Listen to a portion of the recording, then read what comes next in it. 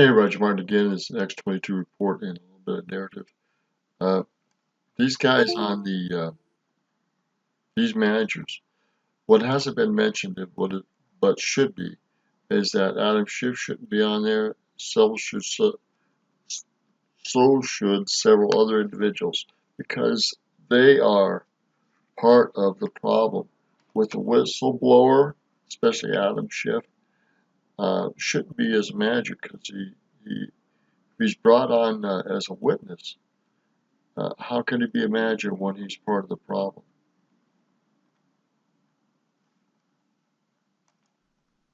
And once again, their entire push has failed. Now, when we look at Nancy Pelosi's impeachment managers, these individuals, and we mentioned them yesterday, 6 of the 7 impeachment managers selected by Pelosi supported the impeachment of Trump before the whistleblower complaint was even filed. This is how we know this is a complete setup. We know this from the beginning, but for those people who haven't been paying attention, people can start to realize, wait a minute, what is going on here? Now, what is very interesting is that Nancy Pelosi, the deep state, the mainstream media, continually try to overshadow what Trump is doing, all his achievements. What do I mean by this? Well, Mark Bednar tweeted out the following. Every time this president is strengthening our nation, they're sabotaging democracy. September 24th. POTUS at UN. Pelosi announces impeachment on the same day. December 4th. POTUS at NATO. Dems hold hearing with law professors. January 15th. POTUS signs China deal. Pelosi sends articles of impeachment. What they're trying to do is they're trying to cover up what Trump is doing, how he's... Wow, that is pretty dang obvious. People need to wake up. They need to choose their news wisely, and they need to get past these schmucks, these criminals. And the major media networks are complicit in this, which is pathetic. He's helping the people, how he's changing everything.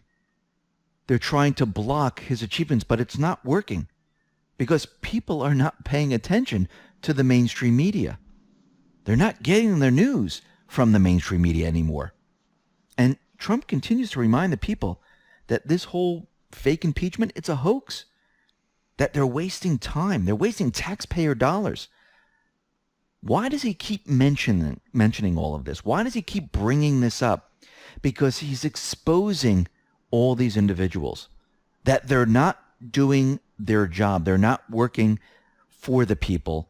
They're working for themselves, and he wants them exposed. So if he brings up every single time that they're wasting time, they've done nothing, they're to do nothing, Dems, they're wasting taxpayer dollars, just like with the Mueller report, he's allowing America, the people here in this country, to see what they've been doing.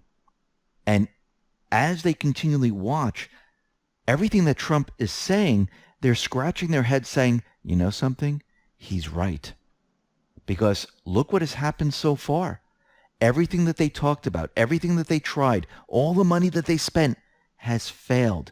Did it better the country? Is it helping the people? Or is what Trump doing, is he helping the people? There's a clear distinction between the two. Do nothing Democrats versus all the things that Trump has done. It's quite remarkable, but quite pathetic that they've tried to cover and rule the narrative in such a negative way. And people, frankly, are fed up, I'm sure. Trump does this again.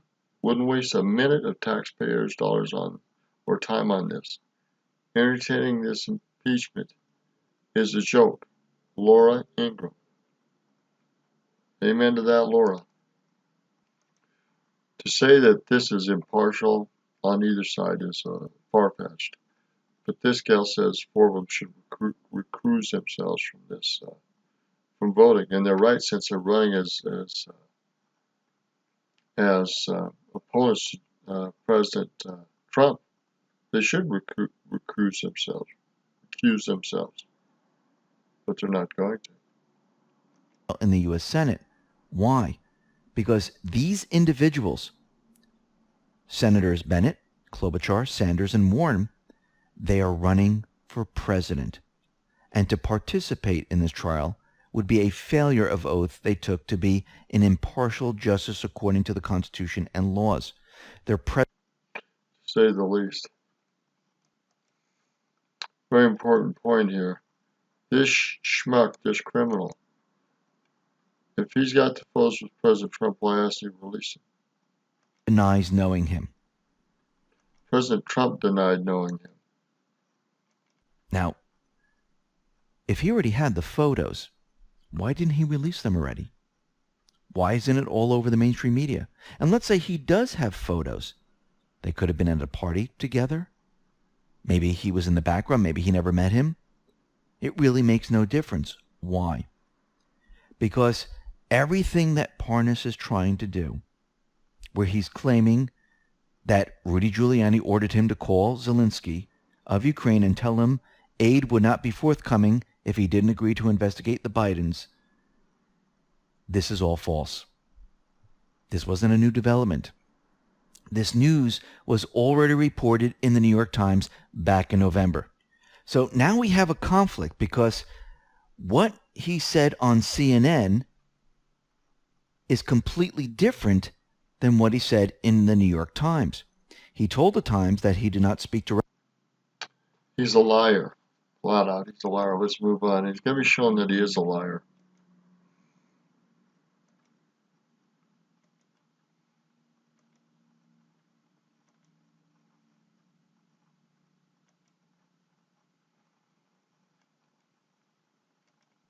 And under the Trump administration.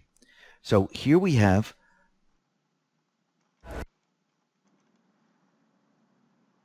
security. Now, Steve Guest tweeted out the following. Spot the difference of how the Washington Post frames a GAO report under the Obama administration and under the Trump administration. So here we have the Trump administration. This is what the Washington Post reported. The GOP said Trump committed no crime. The GAO now rules he broke the law. But look what they say for Obama. The GAO says Bergdahl swap was illegal. In the past, that hasn't resulted in much. Very, very different. And remember, the GAO, this is their opinion. They're not basing this on anything. But we need to go back to a 1974 law that makes this impeachment especially dubious. This is coming out of the Washington Examiner. House Intelligence Committee Chairman Adam Schiff articulated in his opening statement the allegations that is being pursued against Trump is that he sought to condition, coerce, extort, or bribe an ally into conducting investigations to aid his re-election campaign and did so by withholding public acts. Now, even if this narrative is to be believed, which it isn't, it's completely fake, the case for an impeachable offense is implausible, if only because Trump lacked the ability to execute such a plan without Congress's consent. First, withholding a White House meeting is clearly not a crime, regardless of the reasons behind it. So cross that one out. But concerning the withholding of funds, there is no potential crime here either. There is a process in place to sort out any disagreement between Congress and the president on such a matter. If we go back to Section 683 of the Impoundment Control Act of 1974, states that whenever the president determines that such budget authority should be rescinded or reserved from obligation for such fiscal year, the president shall transmit to both houses of Congress a special message to that effect with an explanation. The Congress then has 45 calendar days to concur, or the funds are to be made available for the obligation and may not be proposed for rescission again. Although Section 684 calls... So basically, the president by law has to give the House and the Senate 45 days to concur with that not. And they need to agree with it or disagree with it. So again, he's broken no laws, and they're just making this stuff up. Now let's see what's going on with General Flynn. To have a continuance to delay all of it, the hearing, the sentencing hearing, to February 27th. Now remember, this is by Liberty Watch. You can trust what they're saying. Now, this is very interesting because is Flynn going to go free in 30 days? Exactly 30 days, because we need to look at what the government's going to do next. They're going to have to prove their case. Or they will try to do something underhanded and will Trump, Bill Barr, Declass the FISA warrant on the 19th to clear Flynn. We'll have to see how this all plays out, but it seems like we're heading in that direction. Now, I just wanted to go back to the individual that was arrested, and this was former U.S. Treasury Department staffer Natalie Edwards, where she pleaded guilty to a single count of conspiracy after leaking classified documents to reporters to hurt Trump. What's very interesting is that one of the attorneys that is running the case is none other than Maureen R.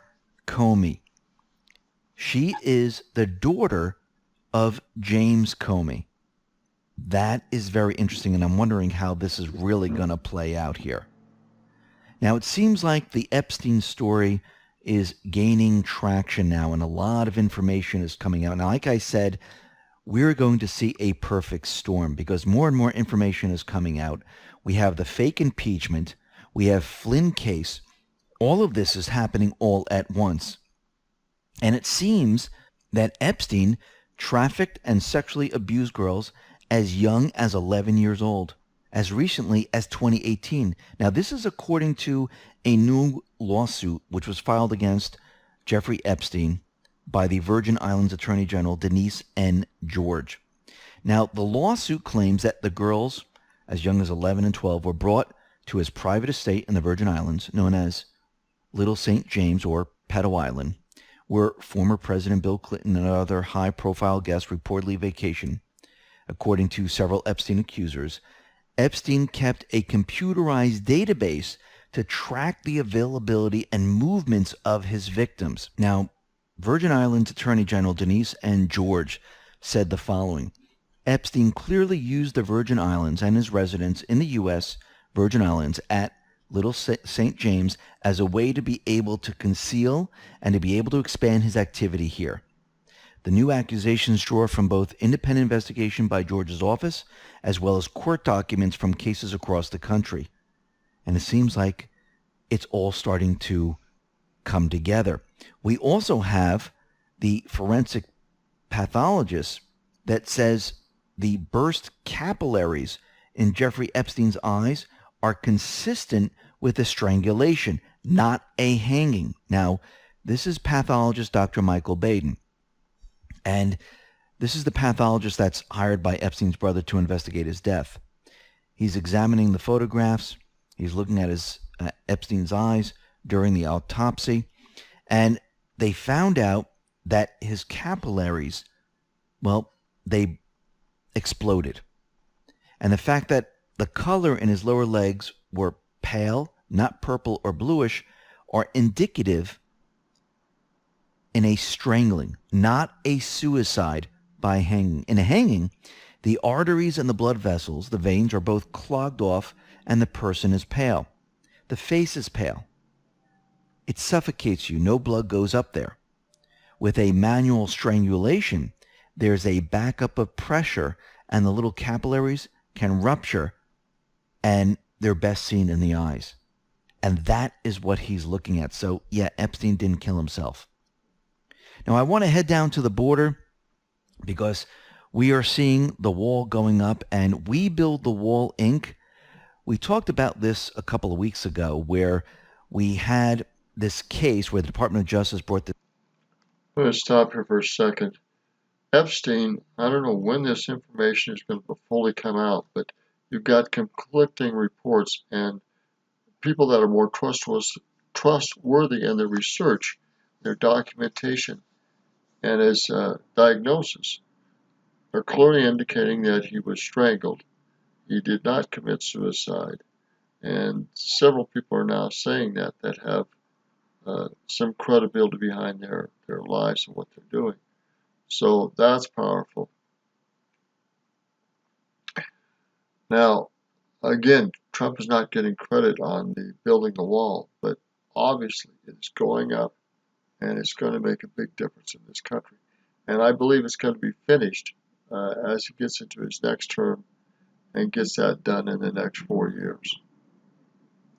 This case against this organization, stopping them from building the wall, saying it's an environmental issue. And the federal judge says, okay, I need to see the report. I need to see what you're talking about. Show me the findings. And it seems that the government could not produce the information. So the U.S. district judge said, okay, we're done here. You can build the wall. They have nothing. So this is what they were arguing. The IBCW, created by the U.S. and Mexico in 1889, to administer guidelines for demarcating the location of the border between the two countries, argued a wall would violate a 1970 International Water Treaty, endanger a butterfly habitat, and cause catastrophic environmental damage and flooding on the river bank. And the National Butterfly Center joined IBCW in litigating Fisher Industries, arguing the wall will harm the insects by causing flooding of a preserve where they dwell. And the judge wanted all the information. They couldn't produce it. Whatever they produced, he looked through it and said, yeah, this is not going to fly. And he is now allowing We Build the Wall to build the wall in this area. Now, That's interesting. Again, it's got to be built.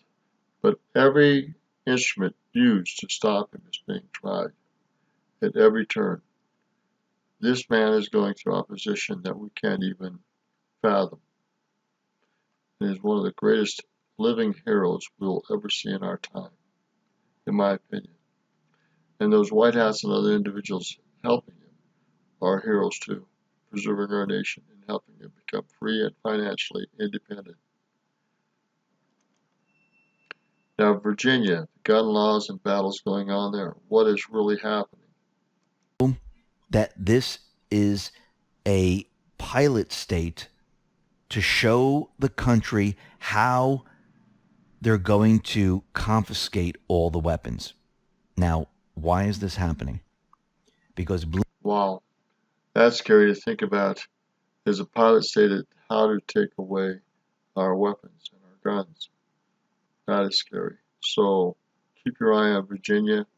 Help support Virginia. They need to knock this down, break this up, and disband this group that are trying to take away our weapons in the States.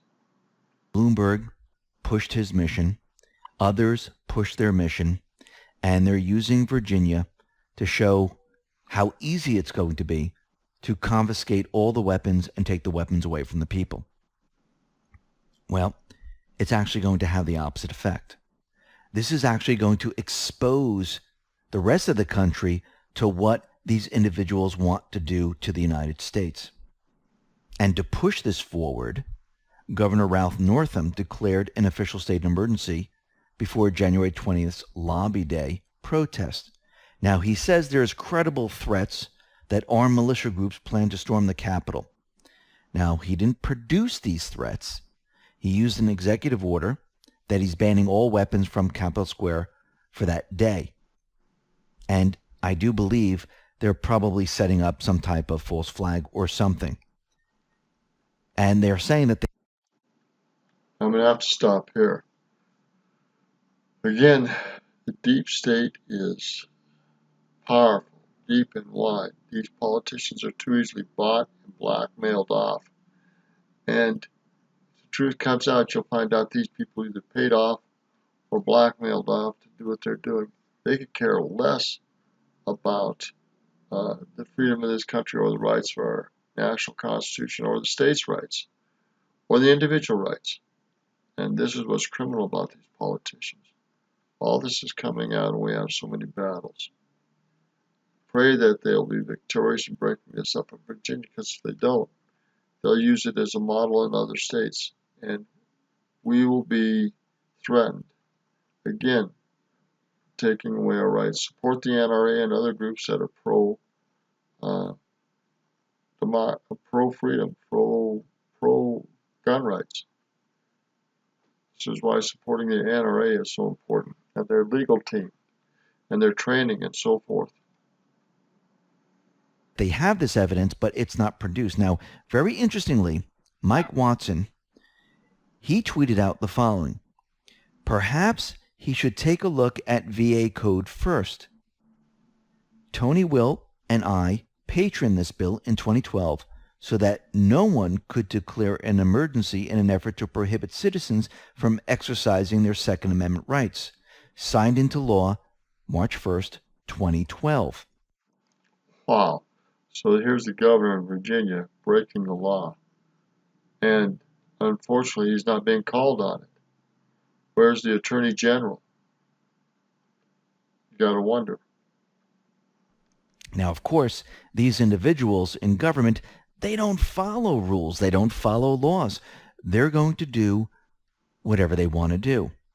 And once again, it will backfire on them. The people know what they're up to. Why do you think all these counties in Virginia said we are now sanctuary counties? Try to take our weapons. It won't be possible. Just like the illegals went to sanctuary cities, the weapons now have sanctuary cities, and the people holding the weapons are in the sanctuary cities. The people are fighting back. The country is watching. So, let me wrap my head around this. They made their own sanctuary cities and used the sanctuary laws to keep their weapons in those cities. Interesting. They're using the same sanctuary laws and principles against the deep state, who created them for illegals and other criminals. Interesting. Watching. And if this is what they have in store to the rest of the country's not going to go along with it. You just can't change the Second Amendment. The Constitution is the rule of law. There's nothing above it. No matter what law Congress passes, it doesn't override the Constitution. Period. The end. You can make any argument you want. It doesn't work that way. 2/3 of the state have to vote, has to be ratified to change the Constitution. So just by someone saying this is what we're going to do, it will not work. Now, I wanted to talk about deep fakes because we know that Hillary Clinton, Adam Schiff, they're out there saying deep fakes are coming. Don't believe what you see. And you can't tell if they're real or not. And Q told us a long time ago that these individuals were going to play this up. Now, the New York Times, CNN, and the rest of the mainstream media has been playing this up. But we know there's technology out there that can detect a deep fake. You don't think that Trump and the Patriots have that technology? Of course they do. Well, look what the Energy Department put out. They tweeted this out. Is seeing believing in the era of deep fakes. A Los Alamos National Lab research team is creating an algorithm that notices subtle differences between real and computer-generated videos. It is 99% accurate. Now, if the Energy Department has this, what do you think Trump and the Patriots have that nobody knows about? Because if they can do this, they have a system that can detect 100% that this is a deep fake. And when Q told us that this will fail, we can see why it's going to fail. And if you really think about it, think about everything that has led us to this point where everyone was saying nothing was happening, nothing was going on. Think about everything that Trump and the Patriots had to do to get to this point where they were in control, where they were exposing the deep state, the mainstream media, the central bank for what they really are. Think about. Now, I want to close with this. We went far enough. I'll look at the last few minutes on my own. I know that the media has not given the White Hats and the supporters of Trump enough press. They refuse to do it. But the White Hats and the supporters of Trump have put in a lot of effort to get this going. And I believe this started long before President Trump was elected. And I've said that again and again, especially in the legal areas against Obama and Clinton. There's been great divisions in this country legally on what these presidents and administrators have done federally, and that's been going on for decades. And I think they've been waiting for a leader, so this comes together, and the lines are clearly drawn against both sides. But mark my words, the deep state is not done. It will not be done after Trump is done in 4 years because it is so deeply entrenched in our governmental system. It will not be destroyed until Christ comes and burns these people up. Believe me, they are sick, they are wicked, and they're destructive of our rights. Period.